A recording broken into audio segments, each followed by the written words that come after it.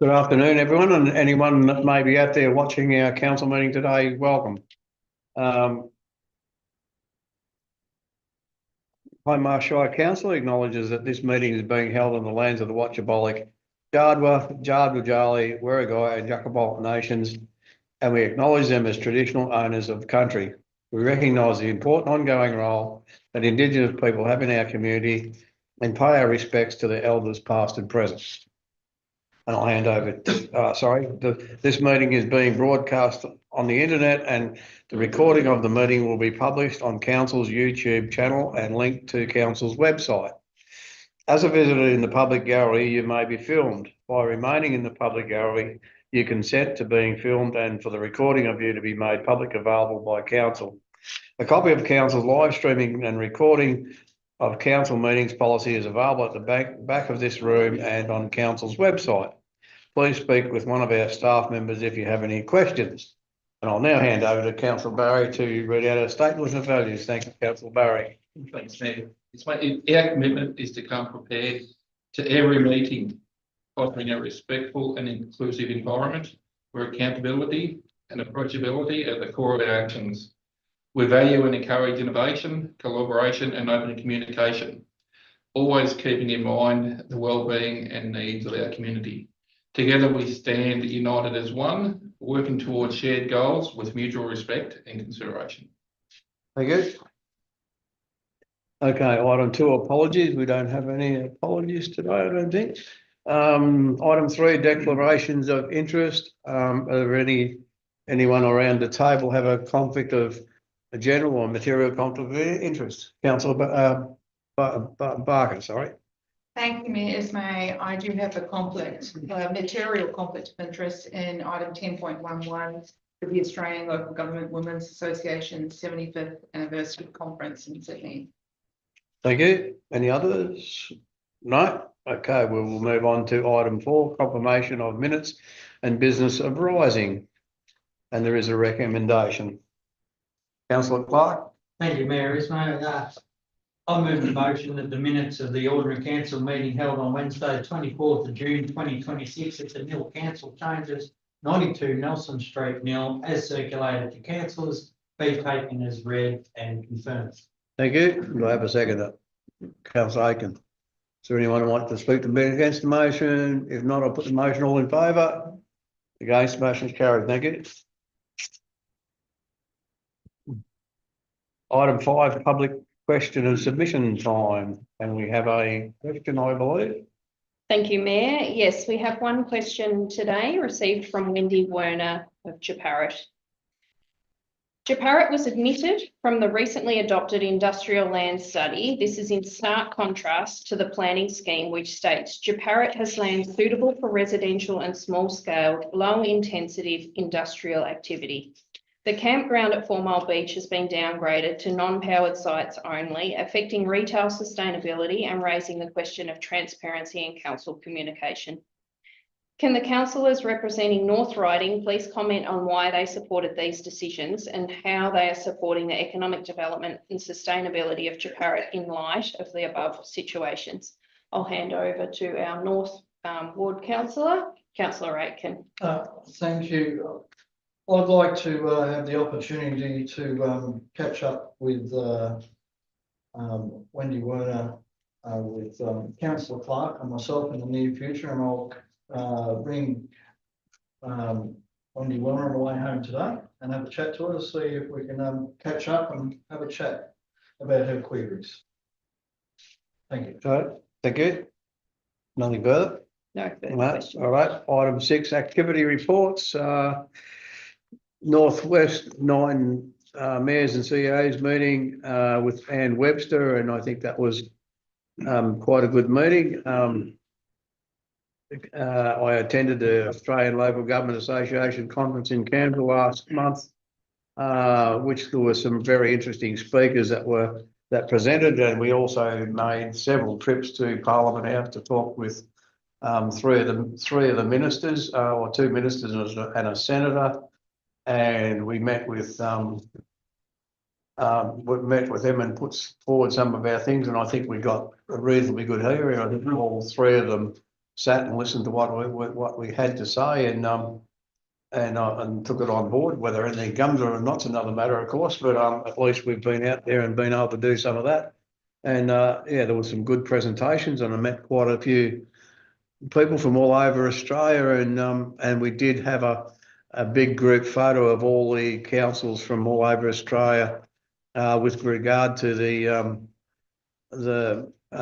financial assistance grants being increased from, I think, as at currently at 0.49% back up to 1%, which it was back in 1996. And there was a motion signed off by the delegates from all over Australia for that to happen. And then we had this group photo taken, and everyone had little plaques to hold up to say that, you know, we wanted it to happen. And apparently there is some movement on that. So if anything comes out of it, maybe that was one of the things that will be good for us as a council over time. I met with some of the other mayors from the area for lunch before we met as the 9 councils as well, and that was a really good catch up. We've been doing that since we've had this going, and it's an opportunity to talk with the other mayors around the area, Yarra and Bullock and West Rimmer, and that. It's good to be able to just have a chat about who's doing what and what we're doing and what we're not doing and how well we're doing it or how well we're not doing it. So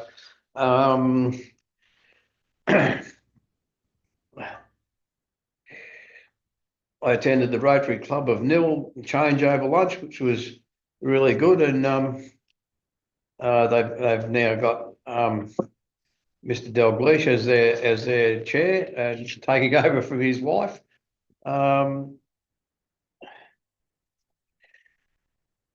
I've put in here a phone call with Graham Mill, and I rang Graham Mill, who I've known for an awful long time. He used to be on the Wimmera Tourism Committee, and he took over from me as the chair of that organisation. He's now currently the mayor of the Bullock Shire, and I just rang him to see how he was going after the unfortunate incident that had in Donald. I just thought maybe it would be nice to give him a call and, you know, say how you're going. So it must be a very, you know, traumatic time for those people. Very unfortunate circumstances. And I don't know that there's anything else I need to comment there, so I will now hand over to Councillor Barker. Thank you. Thank you, Mayor Ismay. There were a few things that happened in June and July that were really great. We had the Portraits of Belonging at the Nil Gallery Central, which was attended by quite a lot of people. It was really wonderful to see so many people and the effort that have gone into creating those portraits. They were just like photos, they were amazing. And it was a really lovely evening to see everyone together on that night.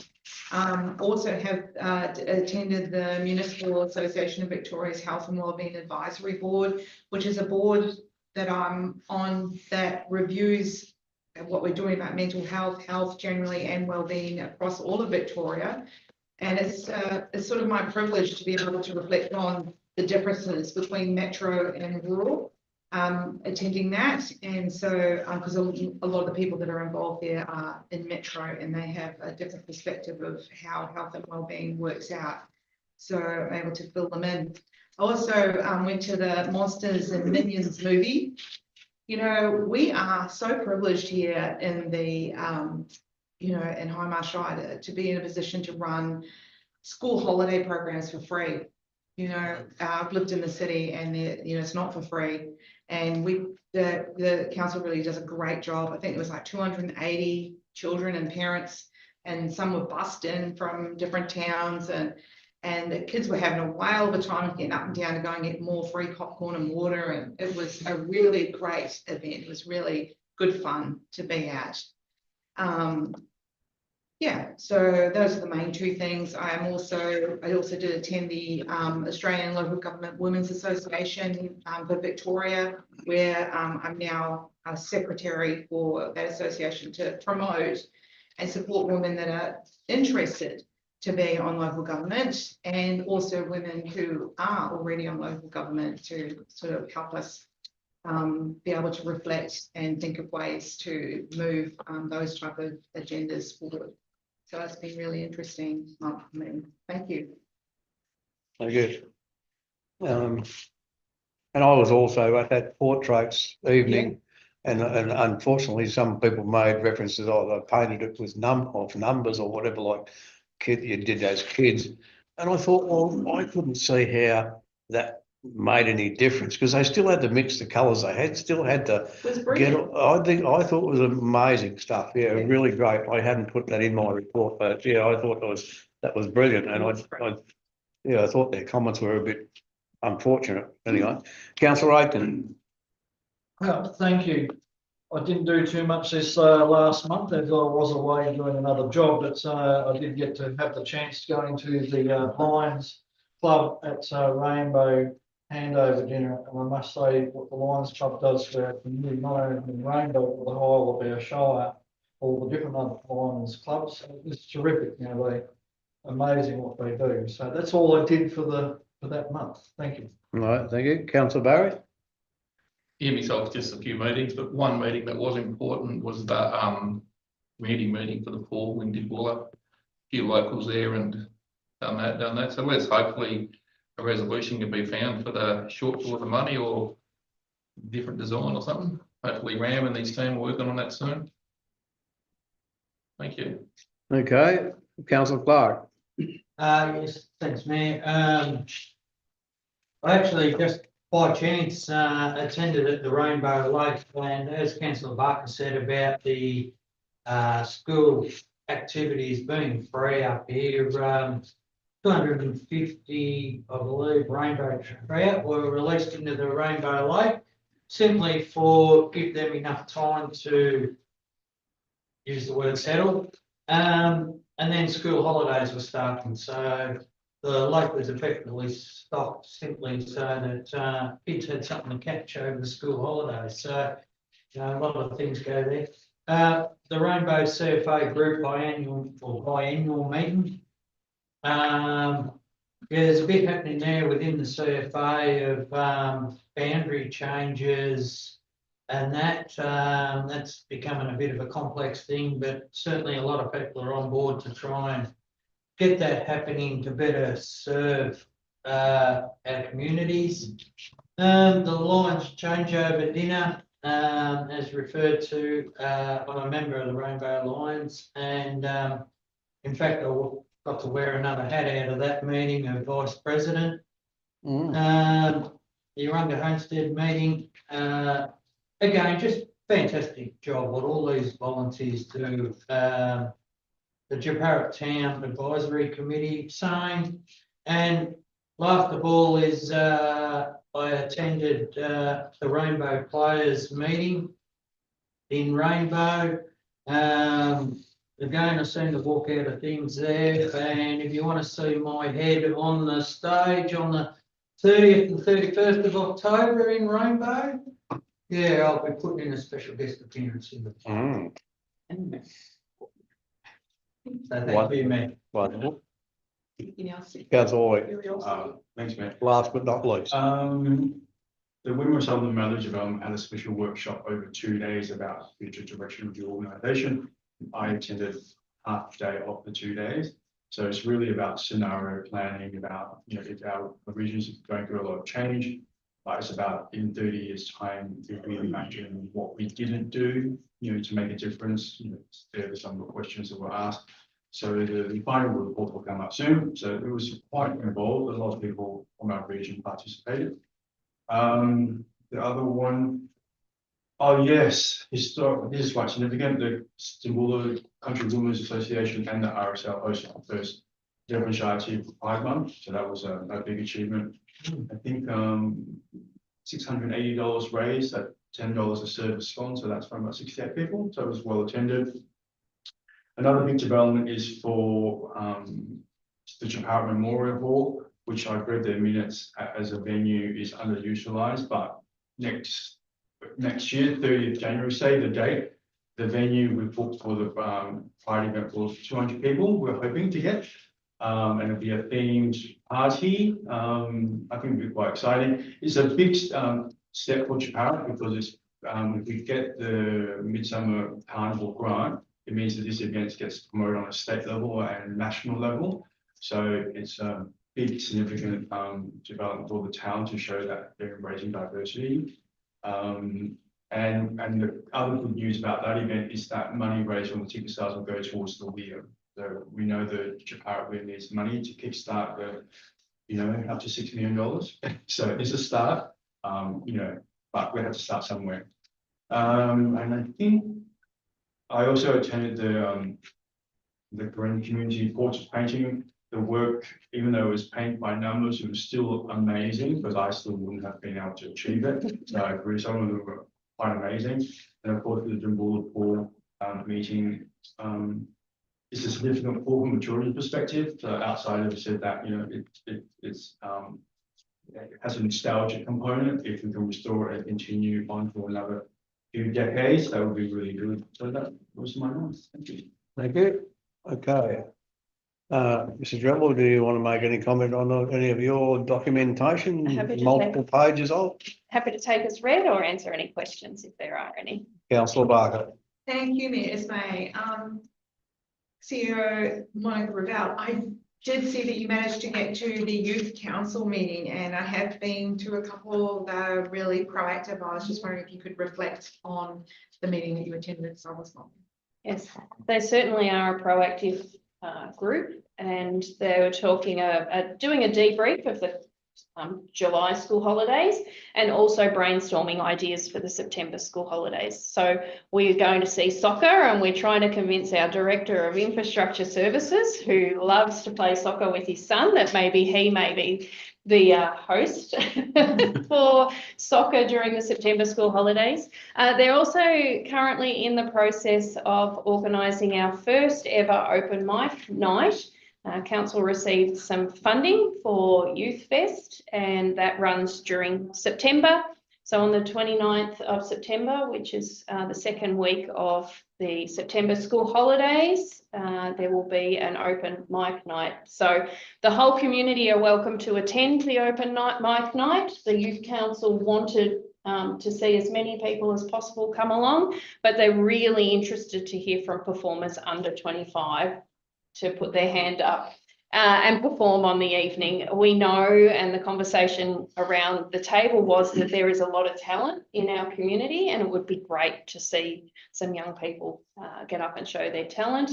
They also spoke about their next event that they're going to hold. So they each, the end of each term, they tend to have an event, and they've decided this time that rather than it being a disco, that this time they're going to hold a free movie night. So 12 and above can attend the free movie night that they're holding. And they're also looking at implementing what they're calling youth gaps, which is an opportunity for youth to come after school and hang out in our libraries and catch up with other youth, and there'll be some refreshments there. There's board games. Jambula has the video game ability as well. So looking at thinking outside the square and running a lot of activities. They're certainly busy. That sounds great. Yeah. Good done.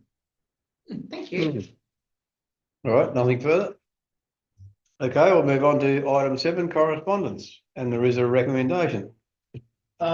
Yes, could I move Yes, that the council notes the attached correspondence? thank you. And a second, Councillor Barry. No one wants to speak against the motion. All in favour? Yes, the motion is carried. Thank you. Item 8, Assembly of Council Law Records, and a recommendation. Councillor Lloyd. Yes, I'd like to move that council notes the Assembly of Councillor Records as presented. Thank you. And a second, Councillor Clark. Thank you. No one wants to speak against the motion, I take it. All in favour? Against, motion carried. Thank you. Planning permits, there aren't any. Item 10, reports requiring decision. 10.1, funding application for detailed design and planning for the Japarra Weir. Thank you, Mr. Director of Infrastructure Services. Sorry. Oh, sorry. This report provides council with an update on the funding application submitted under the Australian Government Disaster Ready Fund. Round four for detailed design and planning of the Japarut Weir. The application sought $820,000 from the DRF, which Wimmera Catchment Management Authority pledging an additional $50,000 as a cash contribution towards the project. Hindmarsh Shire Council will provide project management support as in-kind support towards the project. The project seeks funding to complete detailed design, technical investigations, approvals, risk assessment, cost estimates, and implementation planning required to progress the future replacement of the Japarut Weir. The application outlines that the project will improve flood management, reduce future flooding damage risk, and support a shovel-ready pathway for future future construction. Sorry. Thank you, Mr. Director of Infrastructure. I'm happy to take any questions if there is. Otherwise, I'll provide the summary of the application. I think it's really good that we've been going for this funding, and because of the really important role that the Japarut Weir plays, and it's at its end of life, and all of our people in our shire utilise the Japarut Weir Fall, not just if you lived in Japarut.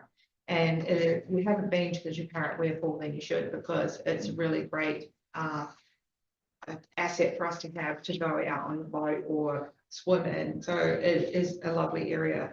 It seems like a considerable amount of money to be asking for or utilising to just be getting all the details and everything.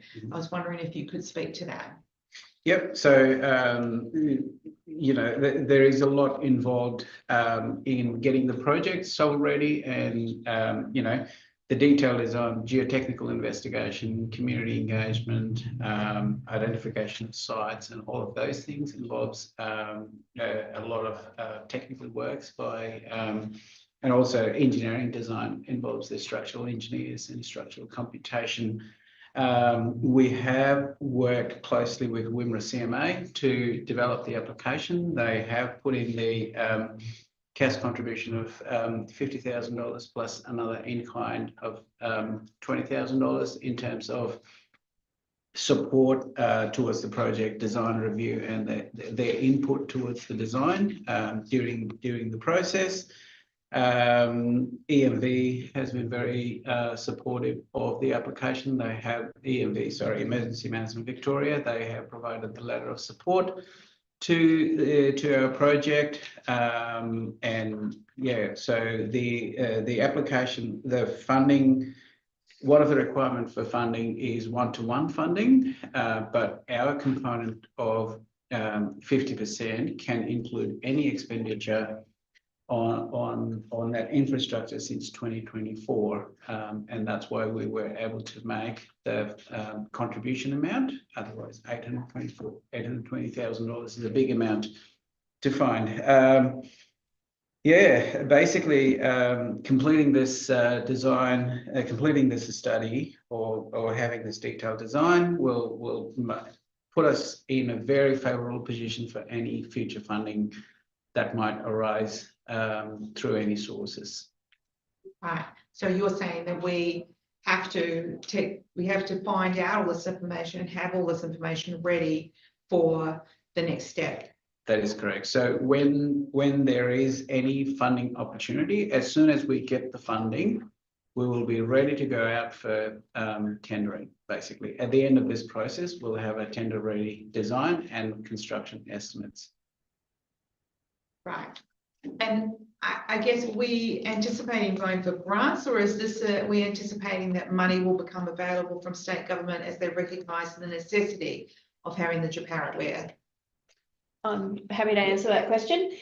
So we're looking at any and every avenue that's available to us. on Friday, the meeting with Emma Keeley. We talked about the Japarra Weir as well and how important that is to the community. I'm currently in the process of organising a meeting with Dr. Anne Webster as well to talk about the Weir and a number of other important projects to Hindmarsh. But we will also be working closely with any grant opportunities that arise as well. The Mayor, Ram and myself also met with the Federal Minister for Water, his senior advisor, to talk about the importance of the Weir and also raise awareness of how important it is that we have this Weir replaced. And based on our small revenue base, it's not something that we can fund ourselves. Thank you. Well, fingers crossed that we can get that moving. Thank you. Right, I think, did you, No, councillor, is mate, every question was answered that I was going to bring up, so thank you, councillor Clark. okay. One thing I might comment on about when I went to the ALGA conference, there was a gentleman that presented at that conference that is involved in grant writing, and he used to assess grants, and it was quite a good presentation. And he said, you have to be positive, you have to sell what you're wanting to do. The Commonwealth don't have to give you money. You've got to make them aware of why they should be doing it and why it's good for them, and to be positive and make it an exciting project, and don't say you haven't got any money, and don't complain about anything. Because he said whenever we see those, and he said I've sat through, this is what he did for a living with the government, and he said as soon as I had an application that someone was grizzling or complaining or reckon they hadn't given any money, it went straight in the bin.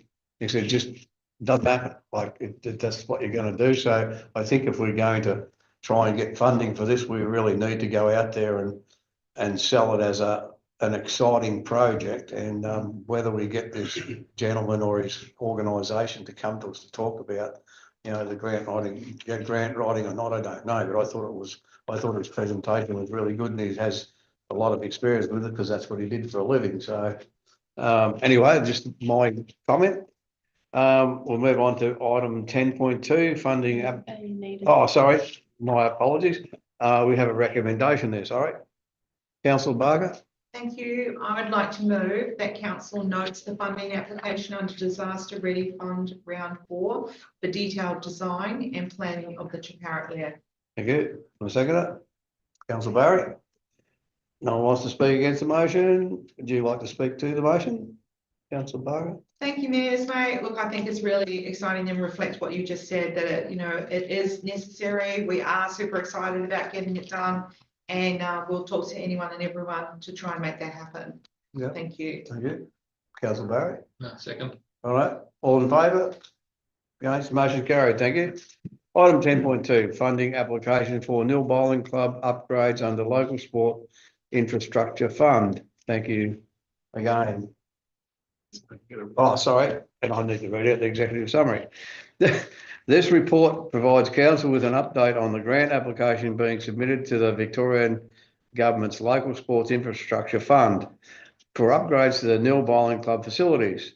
The proposed project has an estimated total value of $826,691, comprising of a funding request of $500,000 from LSIF and a cash contribution of $326,691 from the Nil Bowling Club.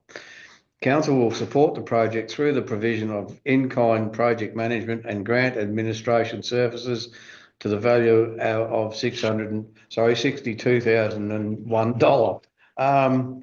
The proposed works include the upgrade of 2 bowling greens, construction of a new all abilities access ramp to the greens, improvements to the irrigation system and associated services, and upgrades to the male and female amenities to provide all abilities accessible facilities. Now, thank you, Mr. Director of Infrastructure. Sorry. Thank you, Mr. Mayor. I'm happy to take any questions. If not, I'll provide the summary. Councillor Barker. Thank you, Mayor's mate. To Officer, Director of Infrastructure, This is a great initiative that our Neil Bowling Club has gathered $326,000 towards making this happen. When we went and did a visit at the bowling club, we were invited to have a look and we could see where the seams, there were parts that were coming apart, that it really does need to be fixed. We have a large team of people or a community of people that utilise our bowls. So I was wondering, this is the second time we've applied for this grant, and I'm wondering if you could talk to, is this the same organisation that we're applying to, and what the differences are? Good. Thank you. So we did submit the application last time around through Sports and Recreation Victoria as well.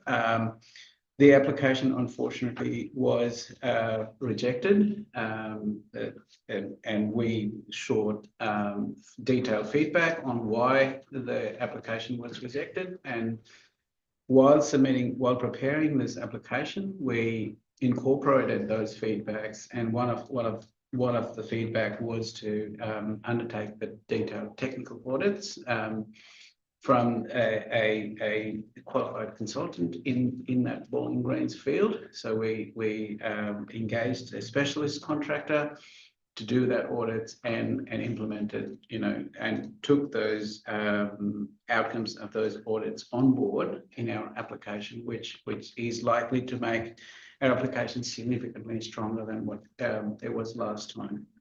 Excellent, good to know. Fingers crossed. Yeah. Thank you, Mick.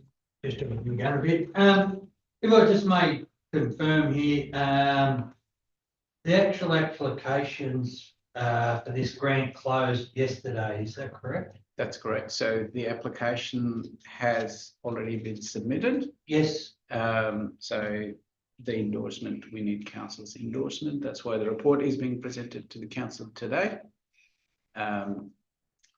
Should the endorsement not go through, we can withdraw the application. Yeah. So basically, am I just asking, due to timings of council meetings and the grant closing dates, this is the action council's taken, or our council officers are taken in to try and do our best for the bowls club. That's and gain this money. Yeah. Thank you. Councillor Aiken, did you want to make a comment or something? Thank you, councillors, mate. The query was just asked. All right. We have a recommendation. Councillor Barker. Thank you, Mayor Ismay. I would like to move that Council 1 endorses the submission of a funding application under Local Sports Infrastructure Fund for upgrade of the Nil Bowling Club facilities.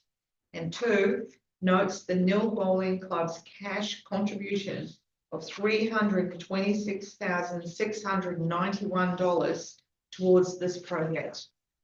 Thank you. Do I have a seconder? Councillor Clark. Does anyone want to speak against the motion? Would you like to speak to the motion? Thank you, Mayor Ismay. Just to reflect the fact that it's a stellar effort by our local Nils Bowling Club, and it's good to see our community clubs put together such an effort to create a change that they're looking for. And I wish them all the best with this grant application. Okay, Councillor Clark, you would like to speak on the motion? Look, just my apologies to the Nil Bowling Club for missing the tour. Certainly would love to have been there to check this out. But I've certainly taken note of this, and it's just blown me away that we talk about metro and country division and all that. I still just blown away that a country club in a town like ours in Hindmarsh Shire has been able to raise over $325,000. Yeah. It just blows me away. No, just congratulate. Okay, thank you. All right, nothing further. I'll put the motion. All in favour? Against, the motion's carried. Thank you. 10.3 Council Plan Actions and Capital Works Review. This report presents a review of the 2025-2026 Council Plan Actions and Capital Works Program. For the 2025-2026 financial year, Council set 111 actions and 30 advocacy priorities to deliver on top of business as usual services. The attachment to this report provides a comprehensive review of the progress of each action and advocacy priority throughout the year, as well as identifying which have been completed and those that will be ongoing.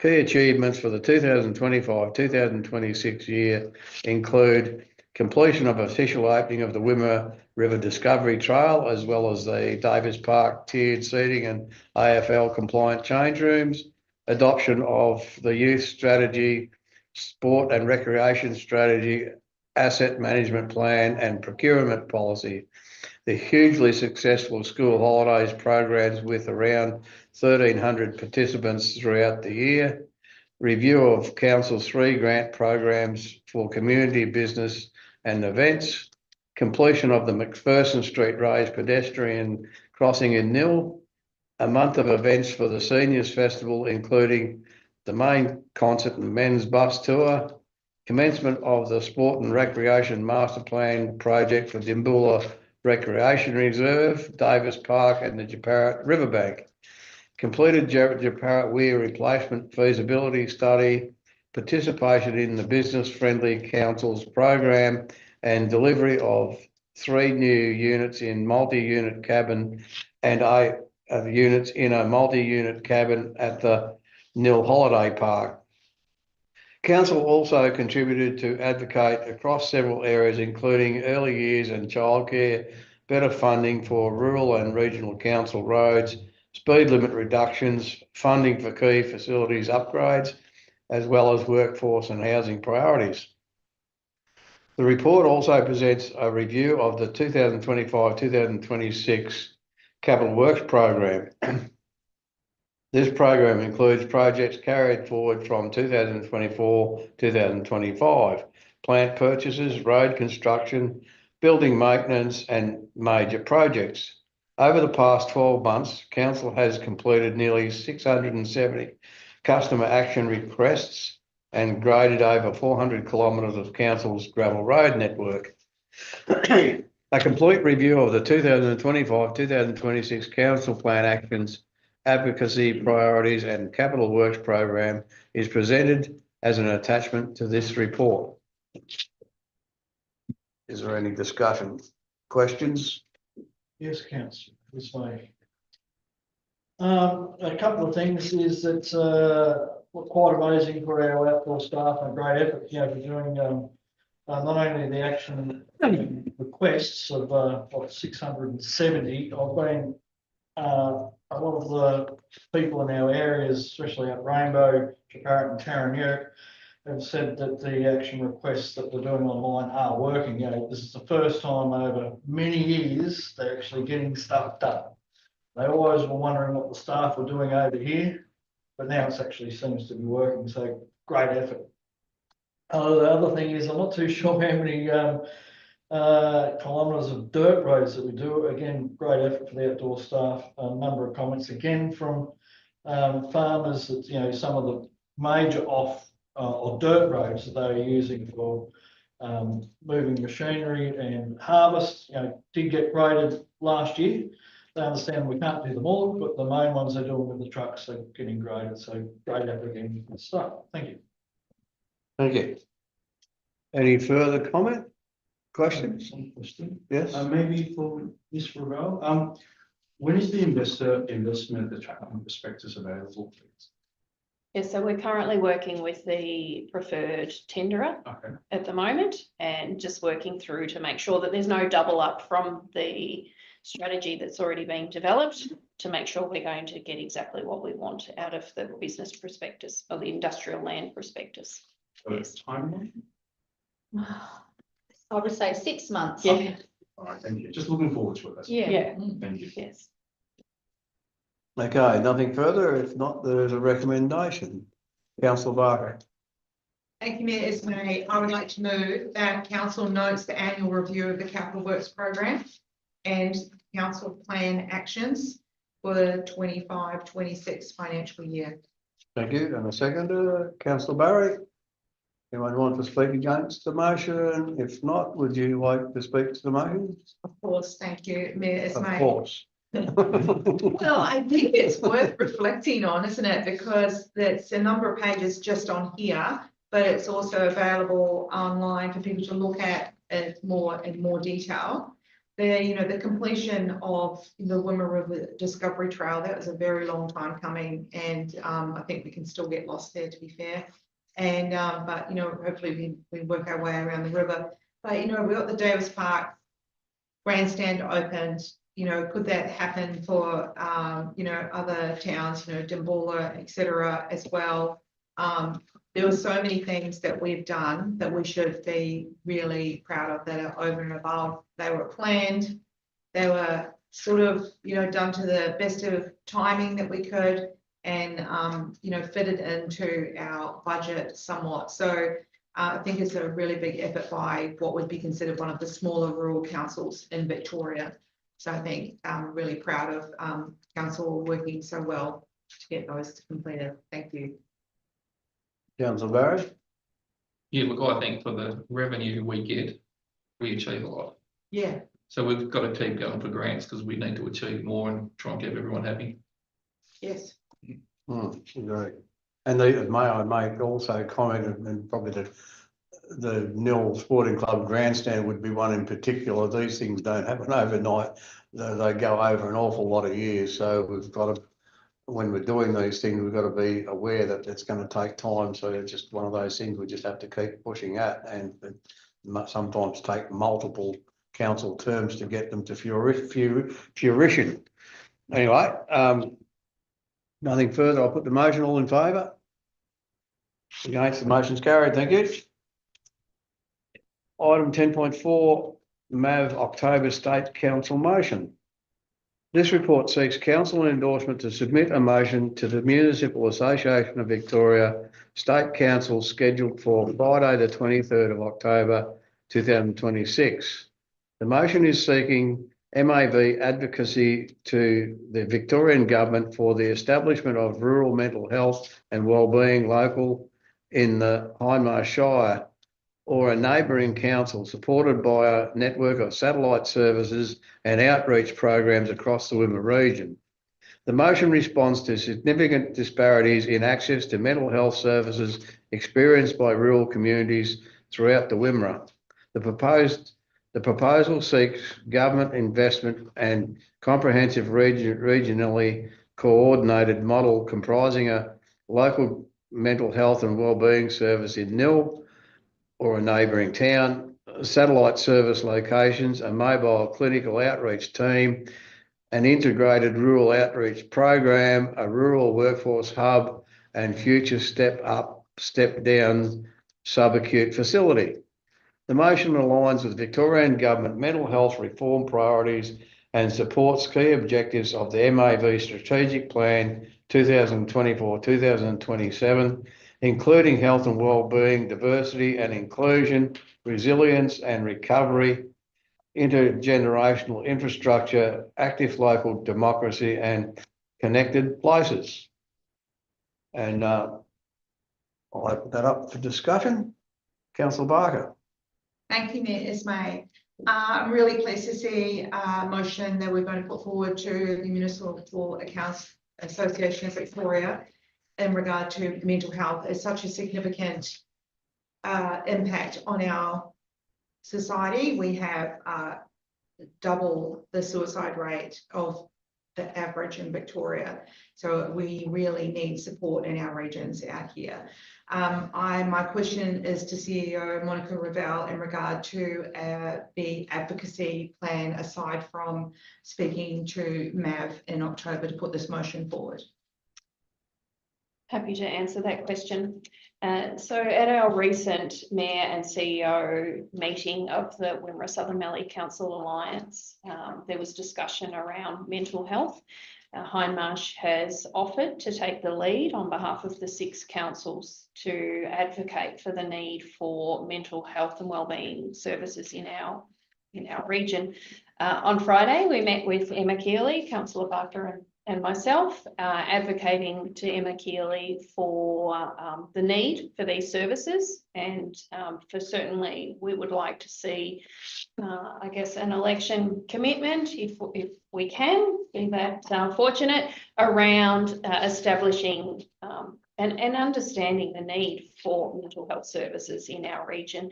It was quite interesting to hear that we are the only region that doesn't have a mental health local.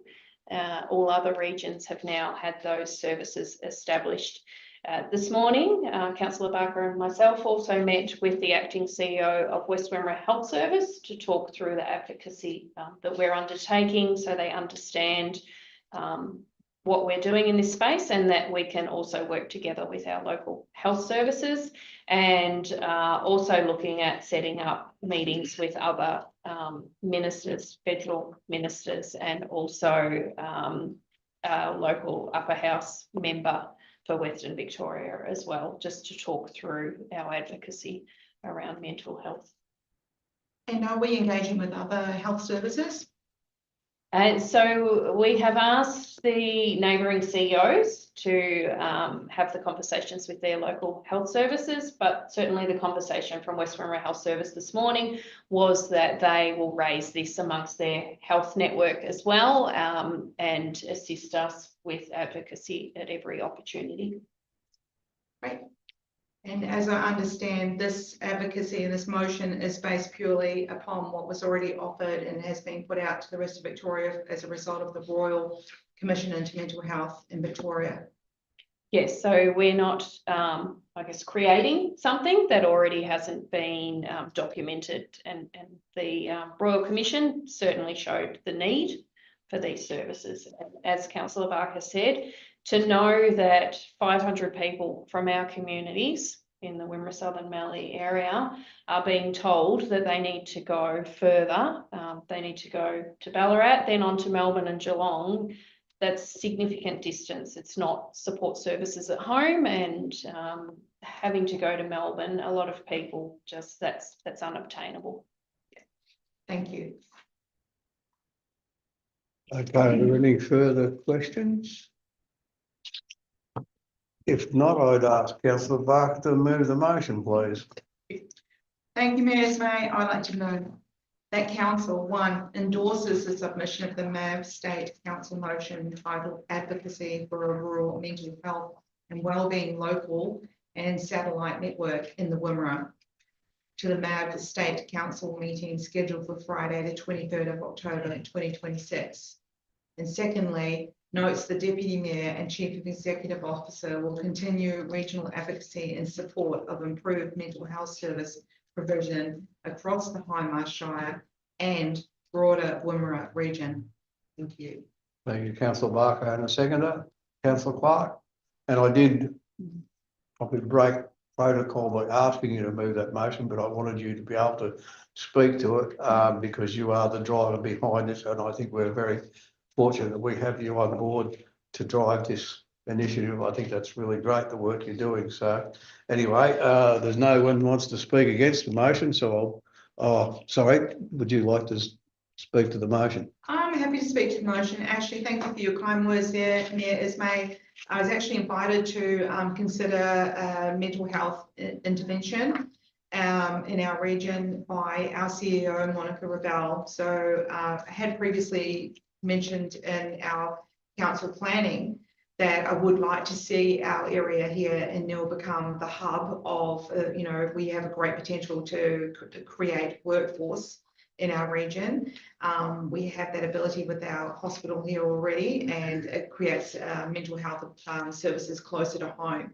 So I was pretty passionate about it, and I'm just, when I was invited to do that, I was able to reflect the professional information and program that has already been put in place by our, the Royal Commission. They were people who really knew their stuff, and we just don't have it out here. So why?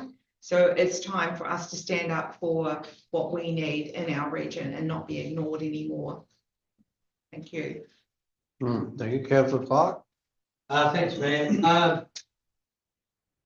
I think I can qualify myself in saying that I have a very substantial experience in dealing with mental health, mainly at the when mental health reaches crisis. And I don't think in nearly any one of those matters I've ever dealt with, I have found that those people or persons have had any substantial or very, very little support. And because of that, that has led to their crisis. And I think to get some mental health support out here in our region, and then therefore be able to prevent that of any person reaching that crisis, I think it's just absolutely brilliant. We need to get it done. That's right. Thank you, I agree. I think everyone around the table would agree. Anyway, I'll put the motion, all in favour. Against, the motion's carried, thank you. Item 10.5, summary of planning permits approved under delegation, Q2 2026. This report summarises a planning permit application approved by the CEO under delegation from the period of the 1st of April 2026 to the 30th of June 2026. It includes planning permits approved under the Vic Smart process. A total of 8 planning permits were approved during this period. Are there any questions? Comments? Councillor Barry, sorry. Thanks, Mayor, it's mate. Yeah, look, I just want to meet over a couple of these things. Just, obviously it's for you, CEO Monica.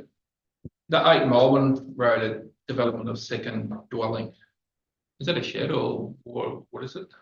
No, so the construction of a second dwelling is a unit at the rear of the property. So under the changes in the planning legislation that have come into effect by the state government, it's no longer a requirement that council advertises when there's an additional property placed. So if it's one additional property to make it two dwellings on the property, there's no requirement to advertise. The dwelling suited the size of the block will have a shared driveway. So it's nothing to be sold off later on, or they haven't mentioned that? No. They haven't, there's no subdivision happening at this stage. No. And just a couple of things, like we actually went and seen, obviously, the theatre. Is that just for an outside painting on the wall? What looks of that, is it? Just to improve it, what looks? Yes, so the mural on the side of the the RSL in Dimboola, and so that required a Vic Smart planning permit. So Vic Smart planning permits need to be issued within a 10-day time frame. And just the last one, sorry. The Rainbow Quarry, is that the one that we had through council here a year or so ago? Yes, so the property owner had been working with the Department of Transport regarding the access and exiting the property, and the proposed location that was approved on the initial planning permit was just not workable. So they've been working with the Department of Transport on a more suitable way to exit and to enter the property, and so that was just they weren't able to do the works until the planning permit was issued. So it was just a minor alteration to how they're entering. And the new location is a lot safer than the initial location. Councillor Barker. Thank you, Mayor Ismay. My question is to Director of Infrastructure, Mr. Oppendair. I'm querying to our CEO, Monica Ravel, the 114 McPherson Street. They would ask for a planning permit to change the development of the land. Can you explain why they would need to change that to landscaping garden supplies? It was already a yard there. Yeah, I'm happy to answer that. So there were a few triggers in there. So what they were planning to do is creating the soil yards in there, 4 of them. The size were 6 meters by 4 meters by 1 meter high. So they're changing the the set out of the yard. Yes. Okay. Yeah. All right, and my second question also to yourselves was in regard to the 7291 Western Highway Mhm. here in Nil, which is the motel down by our BP. Yep. At the easterly entrance to Nil. Can you explain what that planning permit was about? Yeah, so that motel wasn't used for the last 2 years, so they use so to establish the motel, they had to have the permit for the use of it, and as well as they had to construct change the entrance as per the requirement of the Vic Roads. And I guess that indicates that they're moving forward with reopening that motel potentially. That's my understanding. Thank you. I got very excited because I saw that and I thought, oh, someone's building a new motel. So I looked it up and then, it's only one that's already there. So You should be anyway. excited, it's getting done up anyway. Yeah, I know, but I thought someone must have been going to build something new. It's not as good as done up. Okay, we have a recommendation. Councillor Barry. Yeah, I'll move that the council notes planning applications approved by the CEO under delegation for the period 1st of April 2026 to 30th of June 2026. Thank you. And seconded Councillor Aiken. Anyone want to speak against the motion? No? Would you like to speak to the motion? I just that Mullen Road one got me attention. Only recently we went down to Bunningong, I think, and one of the roads down there, I think 6 or 7 houses had shared accesses. So I think this is what's going to happen more and more in this area. So it's something we just need to get our head around and make it happen, let it happen. Mm-hmm. Right. Councillor Aiken? No. Okay. I know that I didn't move or anything. Go for it. I would just like to recognise that the fact that we have this ability for our CEO to approve these means that things move forward faster, which is a good reflection and a good effort for council to have that CEO under delegation rather than wait for meetings. Thank you. All right, I'll put the motion. All in favour? Against? The motion's carried. Thank you. Item 10.6 Municipal Emergency Management Plan 2026 to 2029. This report presents the Municipal Emergency Management Plan 2026-2029 for Council noting. The Municipal Emergency Management Plan is a statutory requirement under the Emergency Management Act 2013 and provides the overarching framework for the prevention of, preparedness for, response to, relief from and recovery after emergencies within the Hindmarsh Shire. The plan has been prepared by the Wimmera Municipal Emergency Management Planning Committee and aligns with the State Emergency Management Plan and the Grampians Regional Emergency Management Plan. The MEMP adopts an all communities, all emergencies approach and reflects a coordinated multi-agency model of emergency management, recognising the shared responsibilities of government agencies, emergency services, community organisations and residents. The MEMP identifies local hazards and risks, including bushfire, flood, storm, extreme heat, transport incidents, hazardous materials, biosecurity threats and pandemics, and outlines the arrangements and responsibilities required to manage these risks. Consideration is given to Hindmarsh Shire's dispersed rural communities, ageing population, cultural diversity and extensive agricultural and environmental assets. So, do we have questions or comments?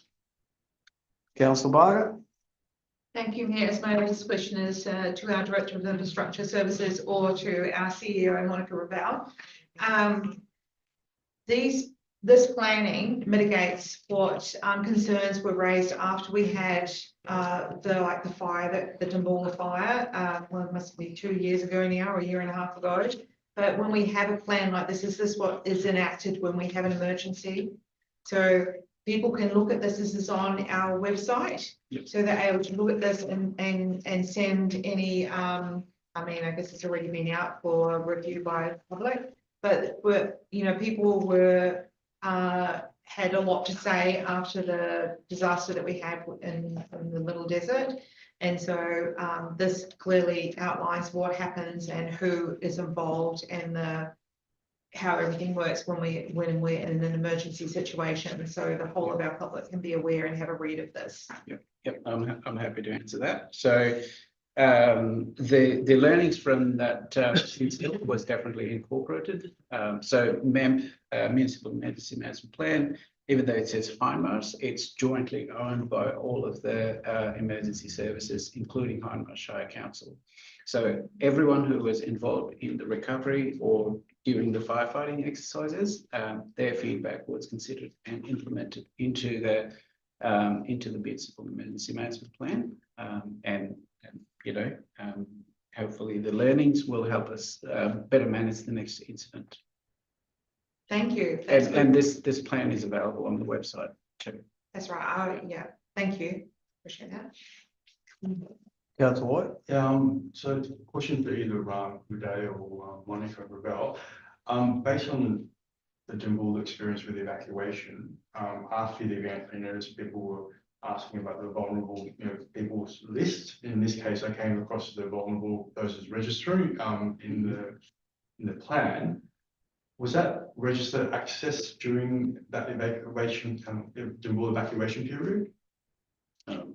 I'm happy to answer that question. I think it's important to understand that the Vulnerable Persons Register has very strict criteria. And so agencies that are working with vulnerable community members will register them if they fit the criteria. So there was talk in the Dimboola community around the community coming together and establishing a register. And we spoke at some of the recovery meetings around community, I guess, championing, if they know someone who's vulnerable, being the go-to person that will knock on the door and say, we need to leave, come with me, I'm going to take you. Because the register, I think for Hindmarsh, we've only got a few people that fit the criteria on the register. So the definition of vulnerable for Vulnerable Persons Register is quite strict, but we do know that there are community members that don't drive, but they don't fit the criteria of the register. Okay. So moving forward, that's a more informal process. The community is just to be mindful of your own community members. Yes. So there's no actual list for the second tier. Not for those that don't fit the register. And I think it's important to note that during an emergency, there's no one emergency service or council that has the resources to go and door knock on everybody's door. So it is important that the community, if they know somebody, that they like I said, knock on the door and say, come with me. And we did see that at the relief centre and the night of the fire, of the evacuation of Dimboola. I was in the relief centre all night, and we did have a lot of people saying, I've brought my neighbour, or I've brought somebody who I knew wouldn't be able to evacuate themselves. So really what happened was a good reminder for the community to really think of your neighbours, or, because this will no doubt happen. Yeah, and plan early. Think about it early and have the conversations with that vulnerable community member to say, if I know that an emergency is coming, I will be the person who will come and knock on your door and you'll come with me.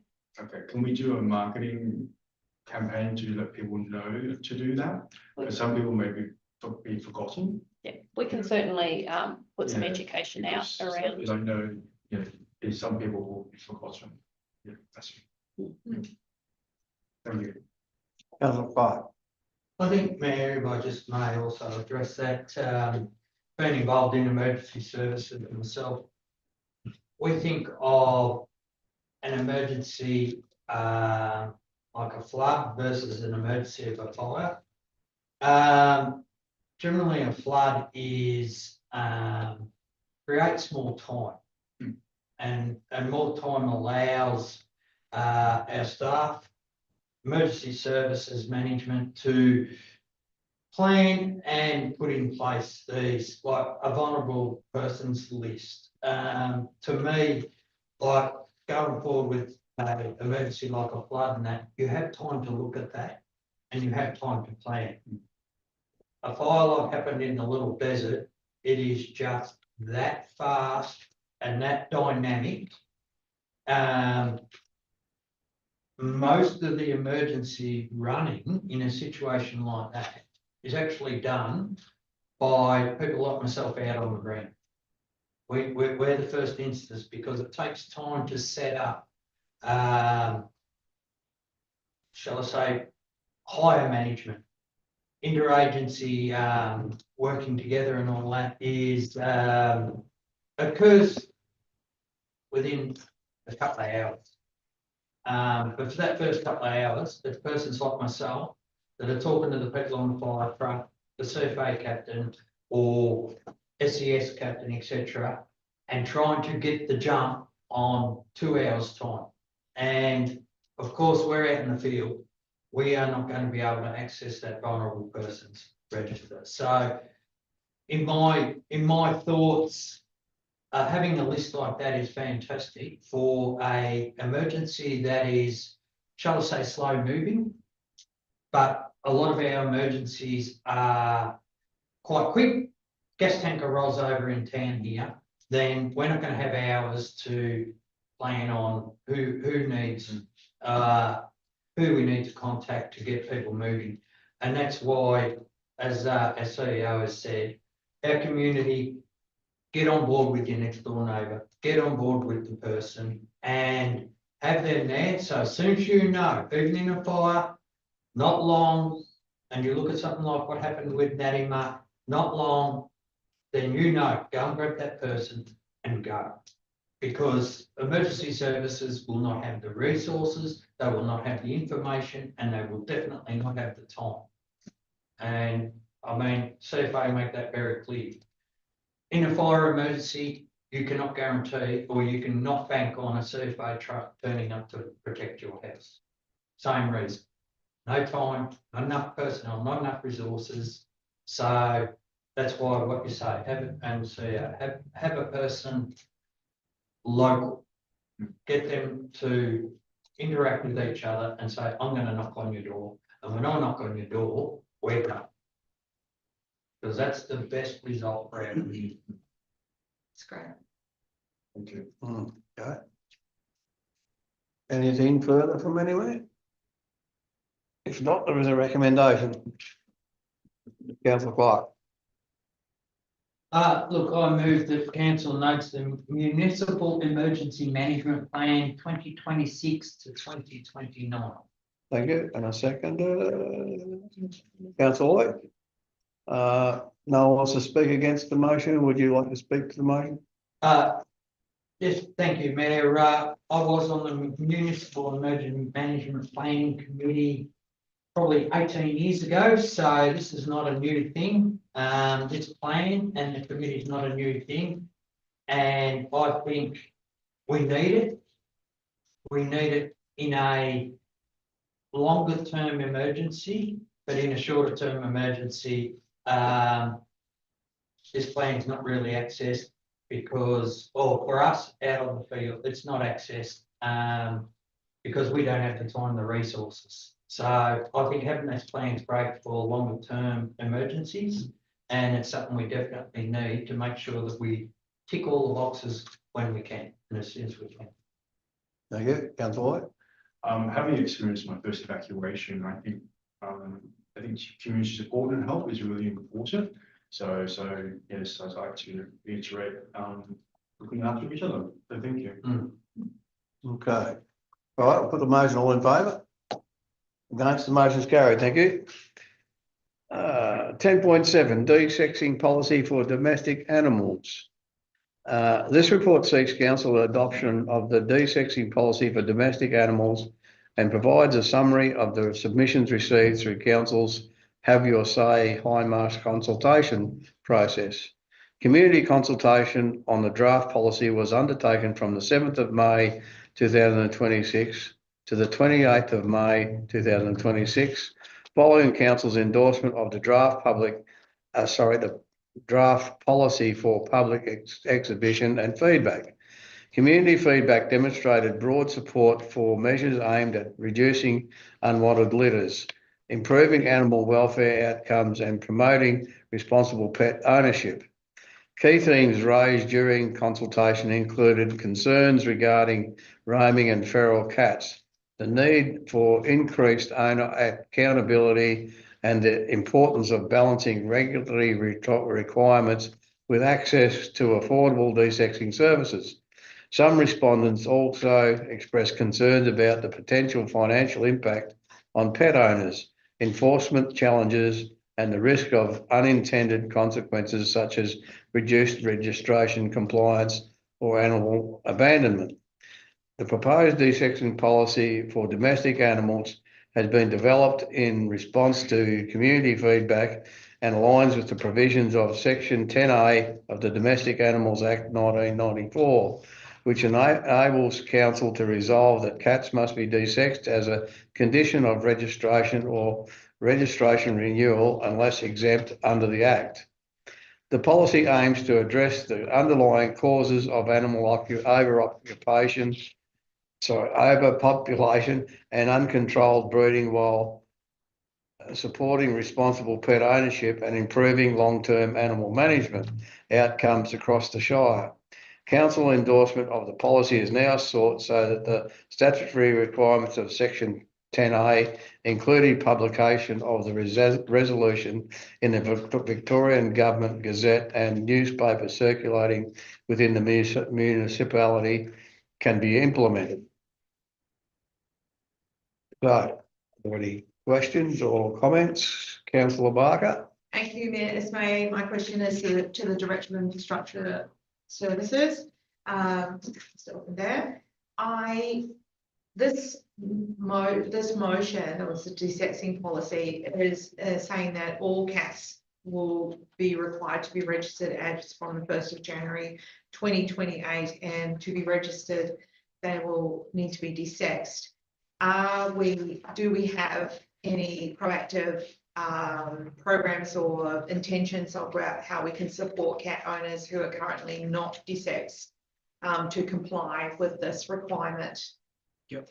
So we are currently working with the vet project to bring them into the municipality to run the desexing clinic. We organised Rainbow and Nil last year, and this year we're targeting Dimbulla and Japarat, depending on the demand. The survey is out at the moment for the residents to register their interest through the council website.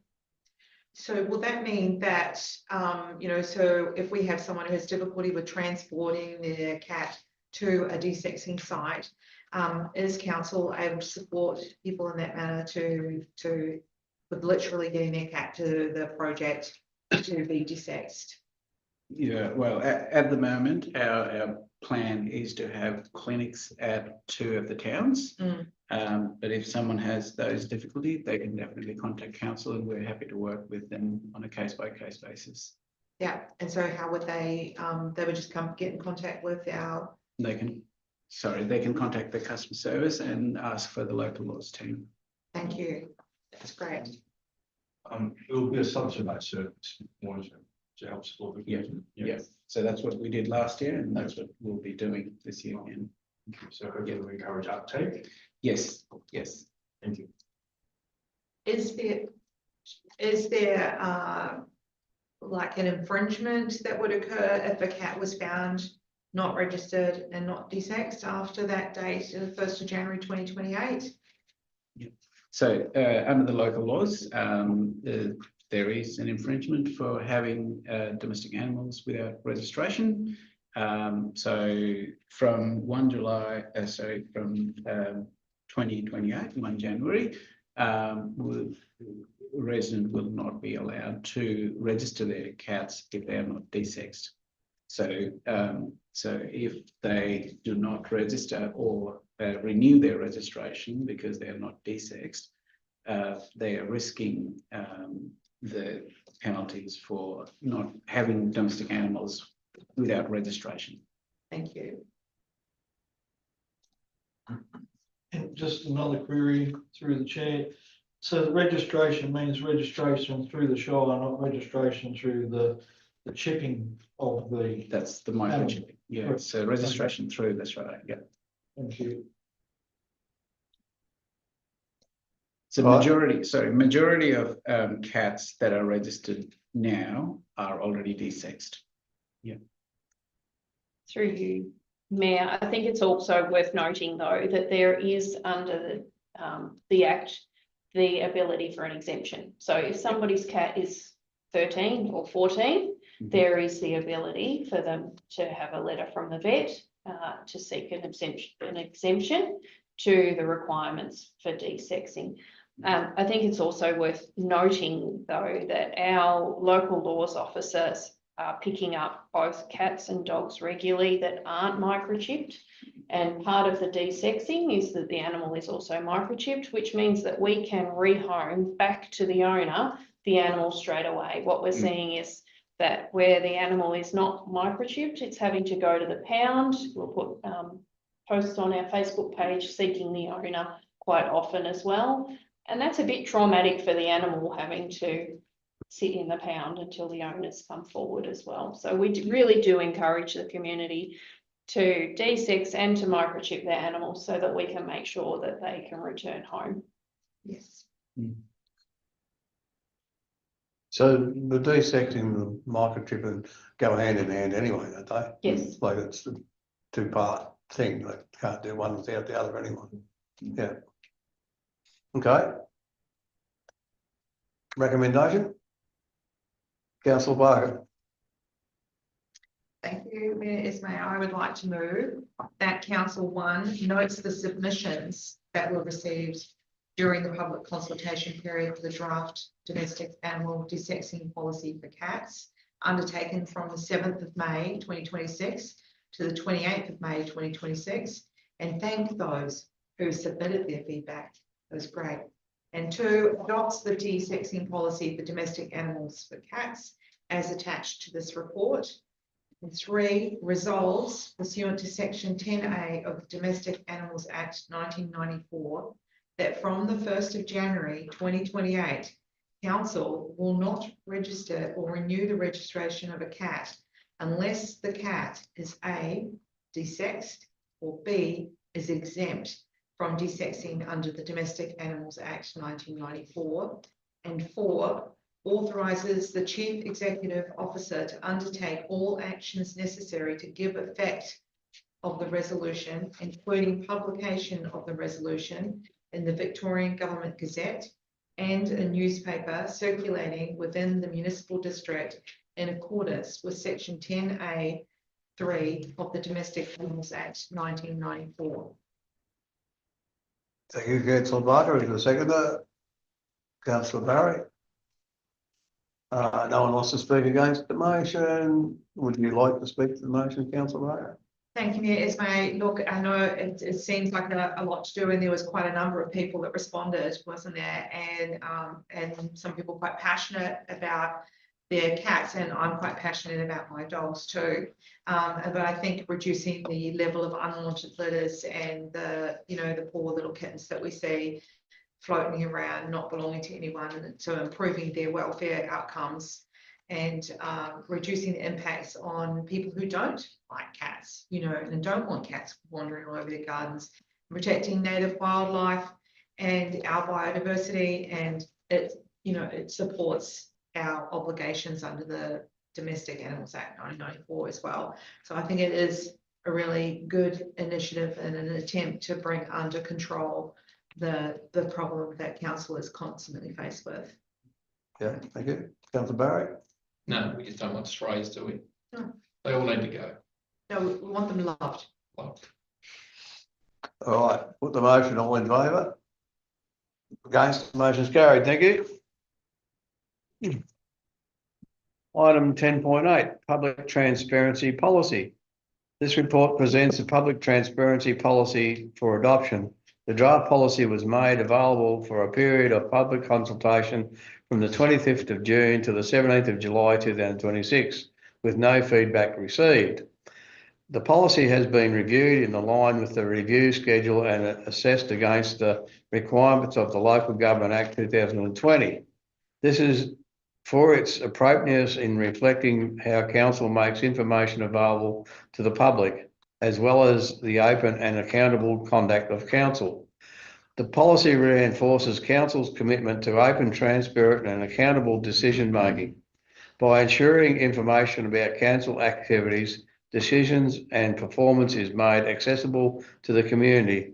The policy strengthens accountability and ensures meaningful community participation in local government. And I've got to discussion. Councillor Park. Yes, Mayor, if I may just ask, obviously public transparency, personally, I feel that, our Shire now is, our communication is, improved 100-fold, I suppose. Again, that's just my view. But my question is very simple. What methods is the council now using to have communication with our public? I'm happy to answer that question. We have a lot of measures where we're communicating with the community. So we're advertising in local newspapers. We have a fortnightly e-newsletter that people can subscribe to. We have a monthly printed newsletter that's available in each of our libraries.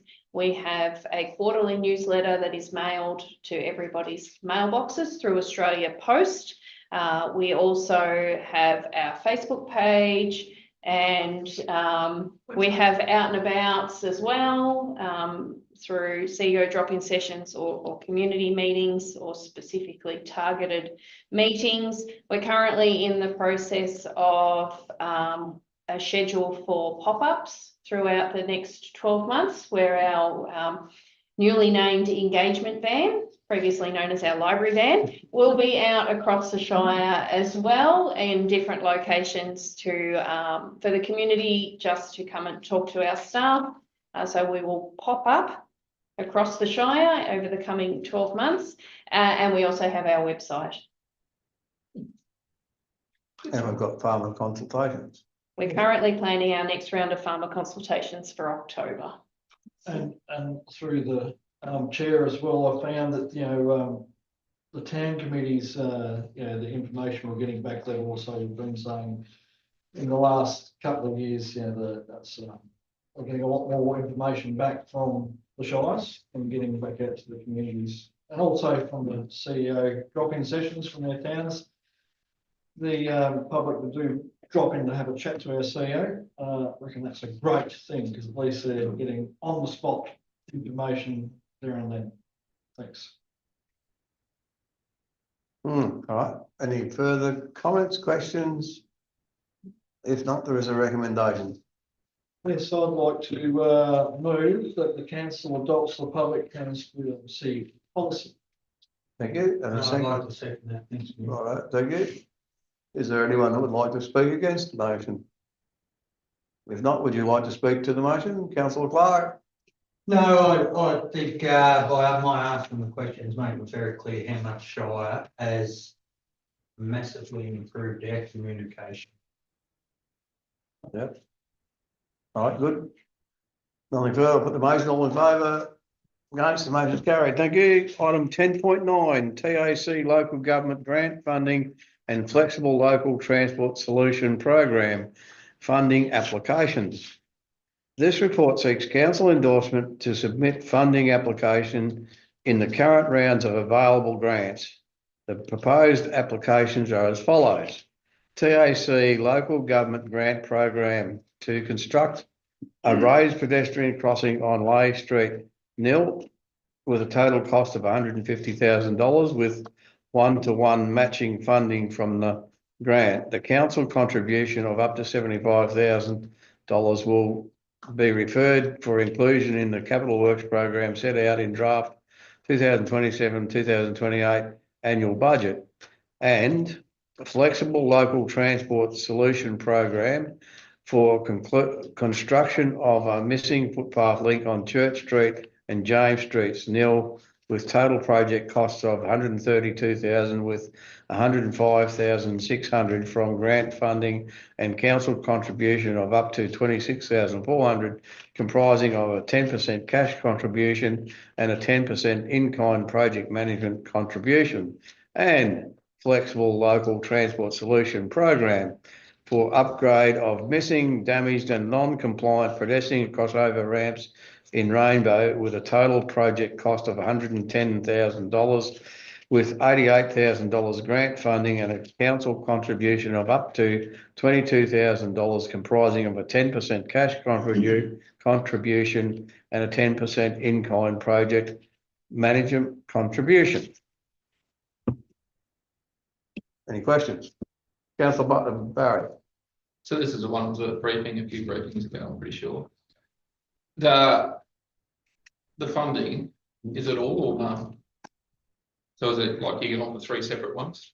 Yeah. So these are 2 different funding programs. So TAC is one program and FLTSB is separate. And under FLTSB, we're submitting 2 applications.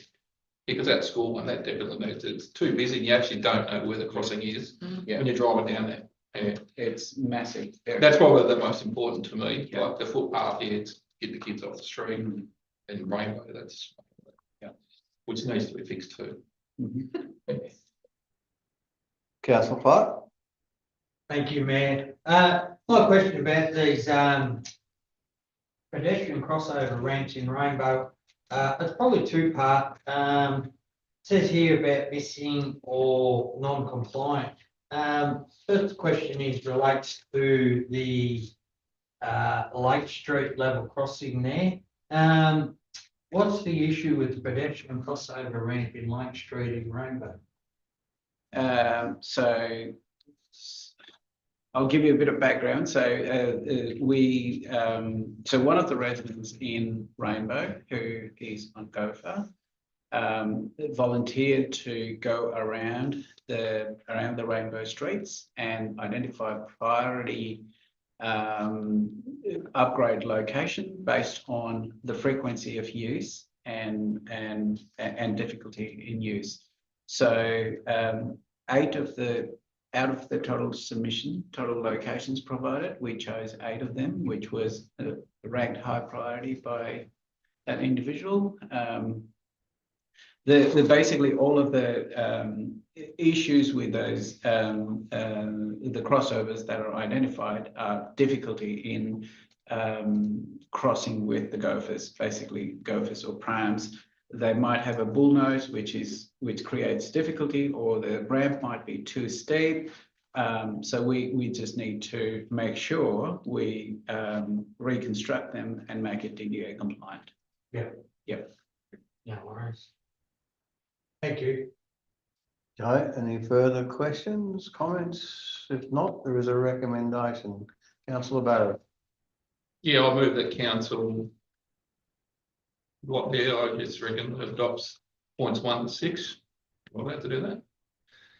Yeah, thank you. That was an easy way out, wasn't it? Already I was ballet. thinking to myself, I wonder who's going to want to move this, because a lot to read here. Councillor Clark, you'll second? Yeah, I'll second the motion that council adopts the items 1 to 6 as tabled. All right, thank you. Is there anyone who wants to speak against the motion? Councillor Barry, you want to speak to the motion? Oh, look, it's like all the grants, we need them because we haven't got the revenue, and there is a couple of safety concerns in amongst that, so let's hopefully we get at least 2 to 3 of them. Yeah, councillor Clark. Likewise with councillor Barry. All right, I'll put the motion. All in favour? Against, the motion is carried. Thank you. Item 10.10, council plan annual actions. This report presents council plan actions 2026-2027 recommended for adoption after the completion of community engagement period, in which 4 submissions were received.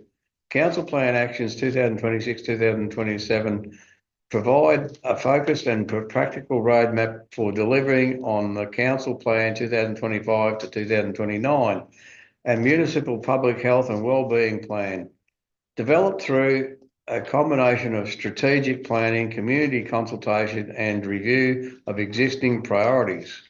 The actions are designed to drive tangible improvements in the quality of life for Hindmarsh Shire residents while ensuring council remains responsive, efficient and forward-looking.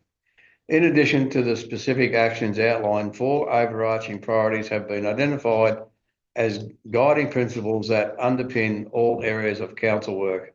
These are closing the loop with the community, using plain English, reducing jargon, making processes easier and more consistent, clearly demonstrating outcomes and value.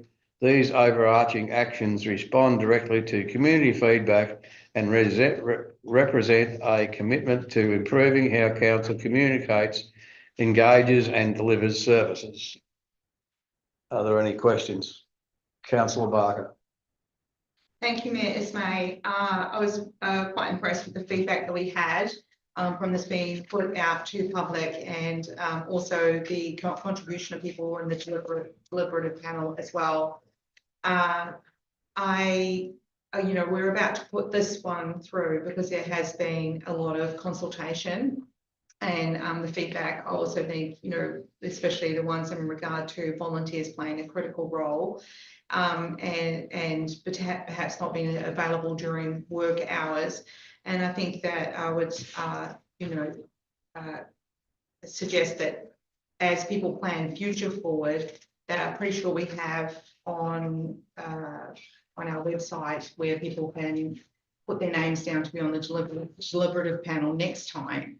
Because, we had a few people, we had a good number for the deliberative panel, but I think the deliberative panel process, we would love to, see triple the number there. So anyone who really feels that what is the council plan and what is our review of that and actions moving forward, I'd like them to start putting their hand up. So, you don't have to wait till we're putting it out there. You can send a message to a councillor or a council to say you want to be on the deliberative panel next time, and it really means you have a strong voice. So is that available to council right now, where people could go onto the website and actually click on the QR code and put their name down for that now and not wait until next year, so they know that they will be contacted?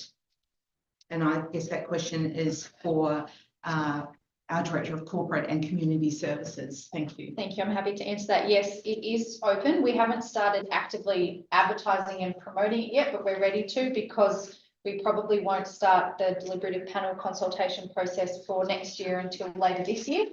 But you can still put in an EOI on the website, and certainly when you start to see the Facebook posts or notifications coming up in our newsletters, please consider applying.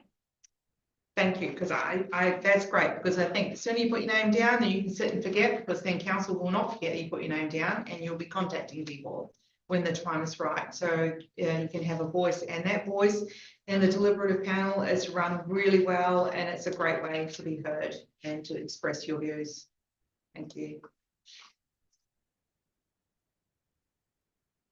Okay, any further questions? No? Do we have a recommendation?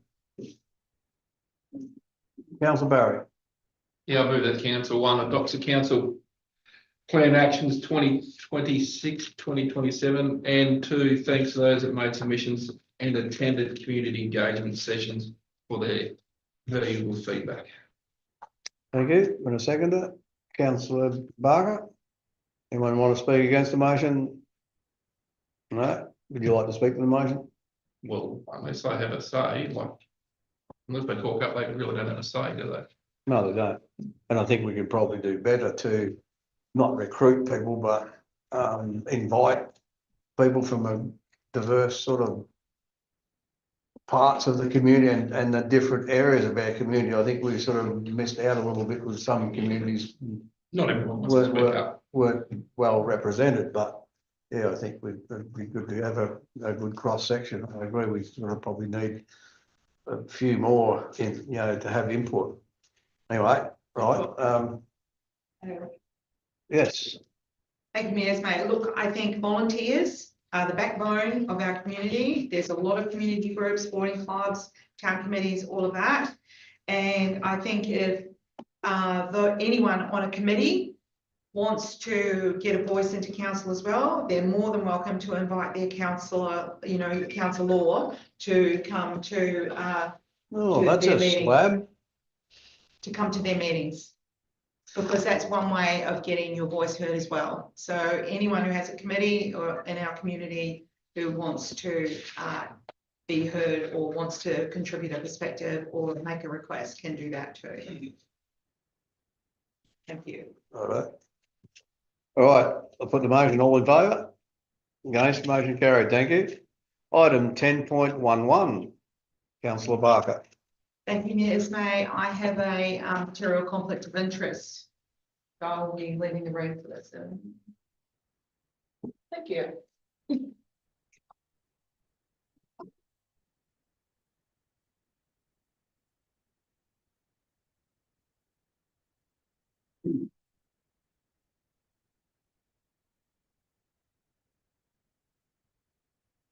Okay. This report seeks council approval for the Deputy Mayor, Councillor Rosie Barker, to attend the 2026 Australian Local Government Women's Association 75th Anniversary National Conference being held at the Manly Pacific Hotel in Manly, New South Wales, Thursday the 20th of August 2026 to the Saturday the 22nd of August 2026. In line with councillor expense entitlements policy, interstate travel by councillors is required to be approved by a council resolution. It is anticipated costs, including airfares, accommodation and incidentals associated with Councillor Barker attending the ALGWA conference will not exceed $1,300. I'll open it for discussion. Councillor Lloyd. Maybe for Ms. Monica Rebel, would you want to know the subjects or topics being discussed at the conference? I'm not sure that they've finalised the program yet. Was there someone, Councillor Clark? Yeah, I noticed here that it's got airfares, accommodation and incidentals are not expected to cost more than $1,300. To me, that sort of seems a low price for what a minimum of 2 nights and a flight return. Please tell me we're not sending Councillor Barker to this using one of our freight aircraft, are we? No. I think it's worthwhile noting, Councillor Barker has recently been appointed the Secretary of the Victorian branch of the Australian Local Government Women's Association. So they have generously offered to cover the ticket price. So all council will be covering the airfares, the accommodation and any incidentals. Yeah. And I think the part that they've covered is a similar amount. Councillor Barker. Just my last question, there is, as our Chief Executive Officer has just mentioned about Councillor Barker being nominated for this award. Would it be fair to say that this trip and the fact that she's been nominated for this award? This isn't an award though. No, but I'm just saying by the fact that putting those two together sort of thing in relation is an indication that Councillor Barker's work with Hindmarsh Shire has been recognised nationally. Would that be a fair address? I'm happy to answer that. So the Australian Local Government Women's Association, she has nominated and been appointed the Secretary of the Victorian branch. Yep. the Australian Local Government Women's Association, in association with the Victorian Local Governance Association, have awards. They're called the Mary Rogers Awards, and each year they call for nominations under 4 categories, and one of the categories is for an emerging award, and that's for a female councillor in their first term. So Councillor Barker has been nominated for the Emerging Leader Award under the Australian Local Government Association and the Victorian Local Governance Association. So the ceremony and the awards presentation will be in September, and Councillor Barker will attend that in Melbourne.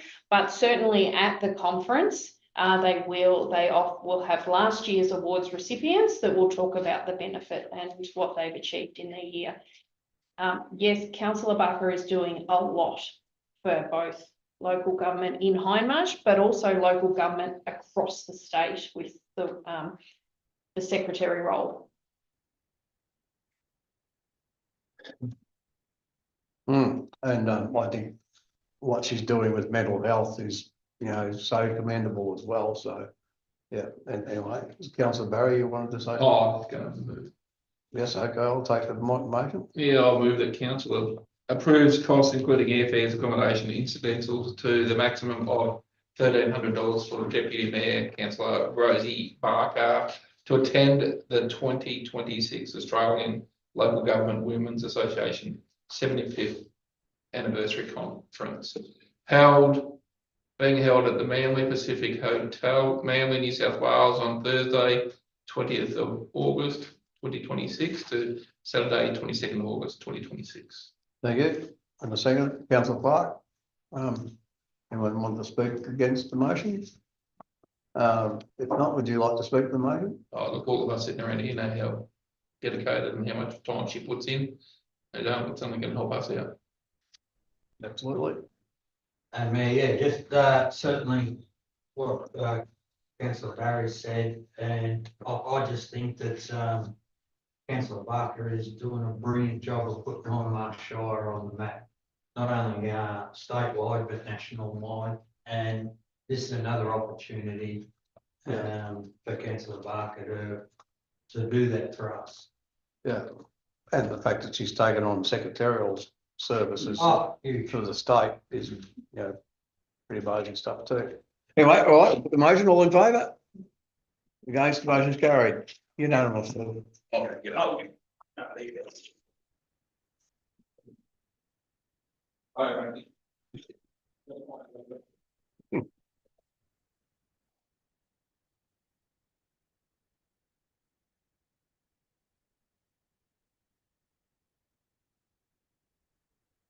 Sorry, Councillor Barker, things are really tough at the moment, but anyway, we managed to scrape a couple of dollars together. Thank you. To get a taxi to the local railway station. Thank you. Okay, I'm not sure that we need to wait for Councillor Barry, do we? Or should we?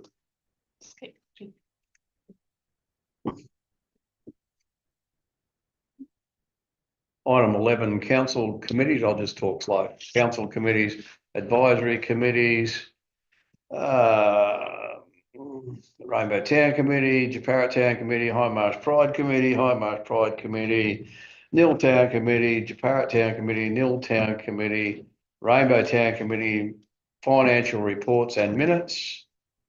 The following Hindmarsh Advisory Committees held meetings on the following dates: Rainbow, Japarra, Hindmarsh Pride Committee, and Nil Town Committee on those dates.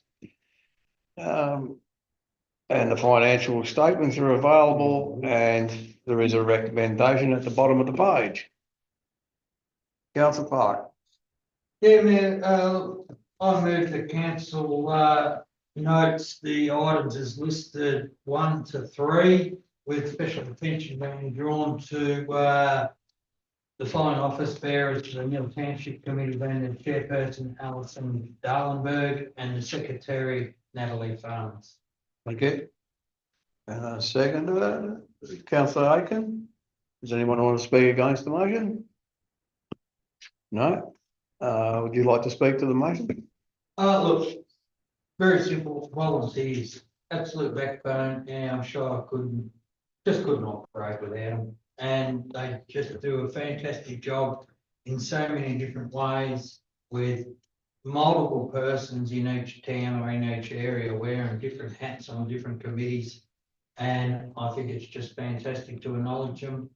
Also congratulations to Alison Darlenberg and Natalie Farmers. Thank you very, very much for taking on those positions. It's just excellent. Thank you.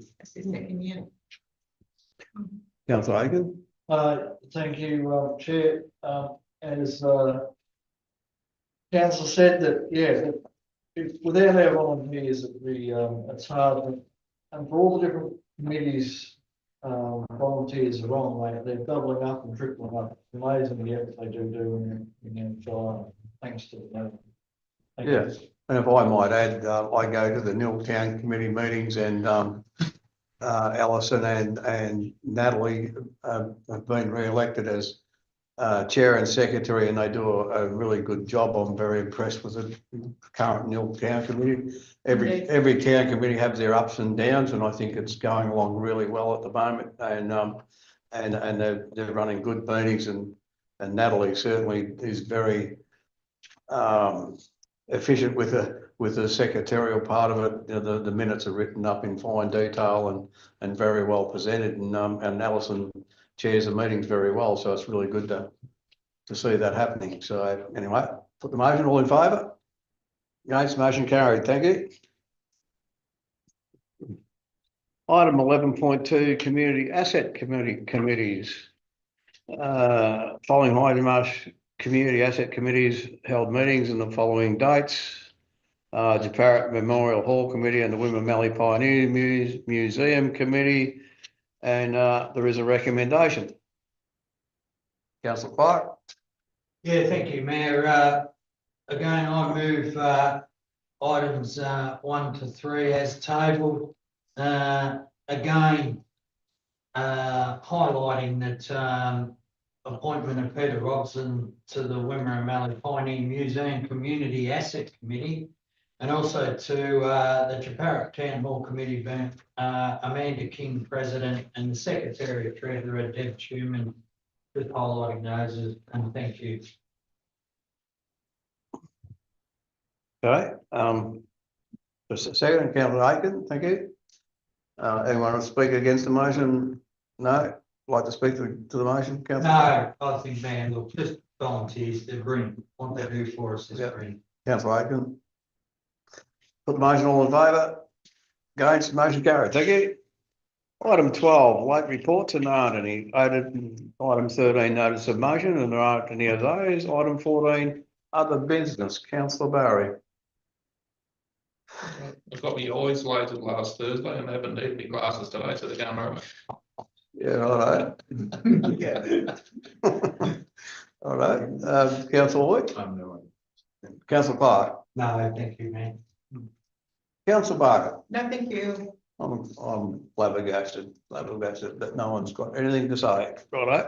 That's good. Well, he's getting on the day. I don't think I've got anything other than what I spoke earlier about the Western Highway Action Group meeting. We've now produced a document that's going to government, which is something our alliance of councils, which is from Melton to the South Australian border, have instigated, and our infrastructure manager and myself sit on that committee. And I'll leave this here. This was printed off and it's quite a good document that's been produced, and I think it's being finalised this week and will go out very shortly. And it's quite a well put together document that we all suggest that the government should be doing, but we've done it for them. And then there's also a thing about Melton, and Melton has got some very big issues with traffic congestion and an expanding city that's just going to double in size in the next, I think, 15 years. And, you know, they talk about putting in an extra traffic lane, and by the time they get it built, it won't be adequate. So I think there's some big issues there for the whole of the Western Highway and, yeah, so I attended that meeting.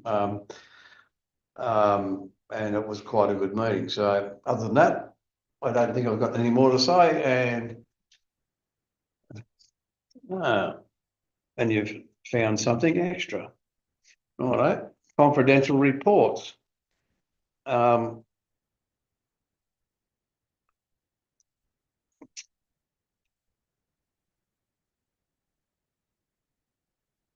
sorry, Yeah, I move that.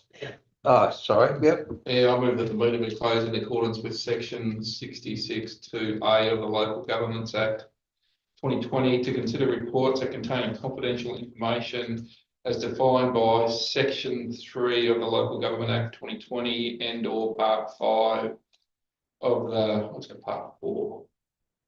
What's wrong with writing the 4 anyway? Of the Freedom of Information Act 1982 and following consideration of item 5.1, close the council meeting. 15.1, did you forget the one there? Anyway, the Buller Works Depot. This report contains private confidential information being information provided by business, commercial or financial undertaking that if released would unreasonably expose a business, commercial or financial undertaking to disadvantage. Thank you. Seconded, councillor Clark. No one wants to speak against the motion. Put the motion, all in favour? Against, motion carried. Thank you. Yep. Before we close, thank you anyone and everyone that's been watching our council presentation today and invite you to all come back again next month. Thank you.